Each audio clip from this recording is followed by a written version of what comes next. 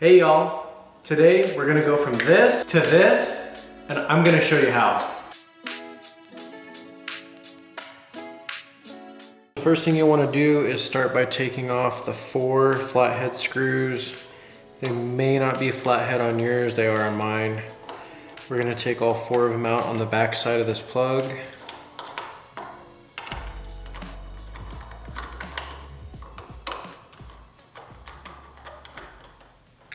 And remove the cover.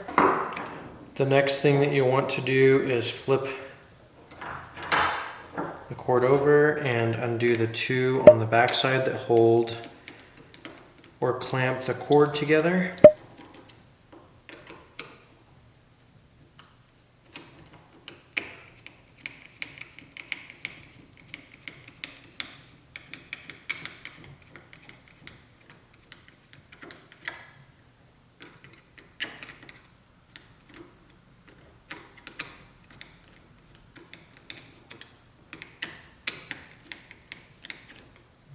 You'll take that little neck off there.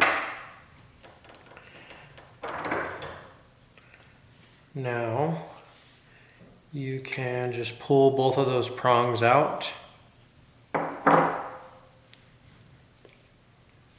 we got black on the left, black on my left, white on my right, and then the green is the ground.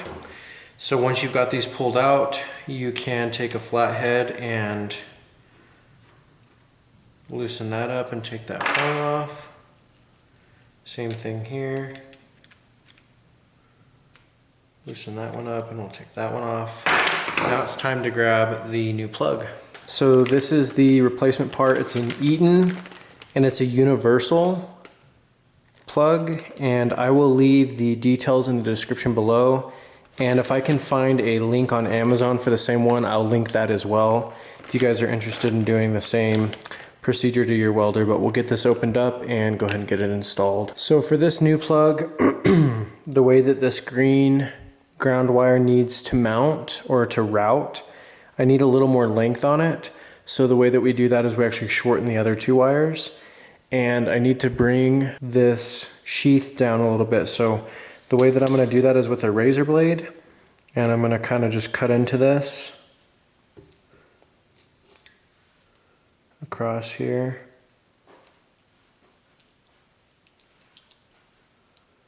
And just take a little bit of length off of it, and then we can just pull that extra piece off just like that.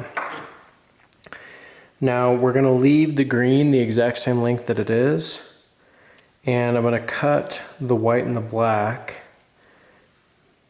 off about right here, and we'll re-strip it. So I'm going to cut this paper out of here, and the white and the black we're going to cut off about right here and just re-strip it. We want probably a 1/2 inch on this.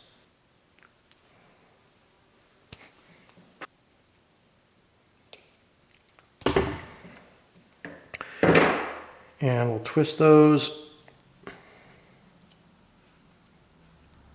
And I'll mention this also came with a little grommet here. We're going to put that around here.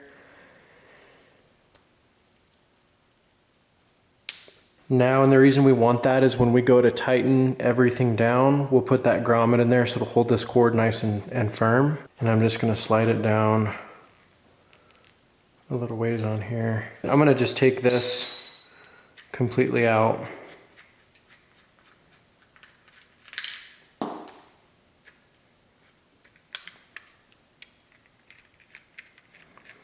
And again, this is just a clamp that holds the entire piece of wire once everything's put together. And we drop our ground. And so we're gonna actually, it's best to probably just do the ground while it's off. So we'll go ahead and loosen this up. We're going to go ahead and pass our ground right through here, and we can go ahead and tighten this down on this end.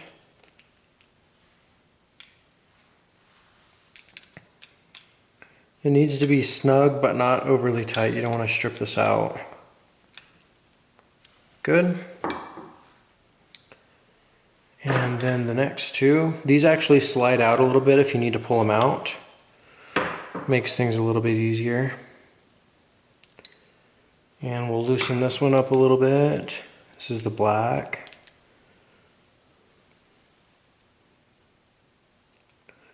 Go ahead and slide that one down.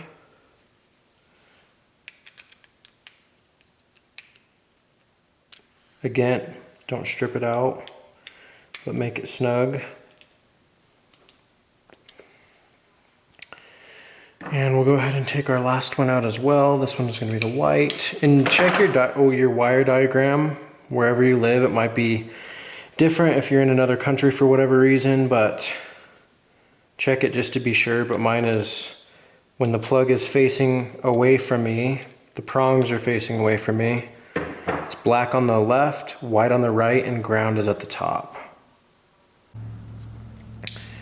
So once everything is lined up the way that you want it, and you've got your gasket in the right section there that it's supplied with, you're going to put the metal support piece here, and you can flip it around to the back side and put your screws back through it, just like that. Start Phillips, thankfully.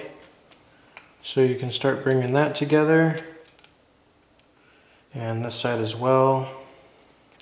And you want to bring these down evenly and get them snug but not too tight. Perfect. Now if your leads are moving around a little bit, don't worry about it, because when you bring the screws out, when you bring this top cover down, the alignment tabs here on the cover will stiffen them up. So go ahead and hook it, and you'll bring these down. Might have to wiggle it a little bit to get everything to line up properly.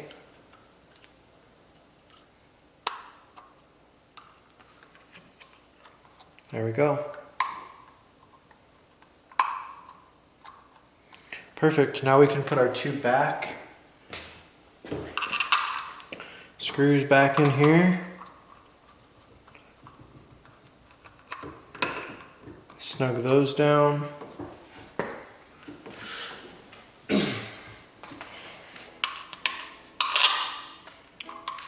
This one as well. And you're going into plastic here, so don't kill it. But that's it. That's how you replace a welding plug if yours is broken. You can replace these a lot of times as well, but mine was beat up and I just went ahead and replaced the entire thing. So if you guys have any questions, leave them in the comments below. Super happy to be able to help you guys and us learn and grow together. So thanks again. Have a good day.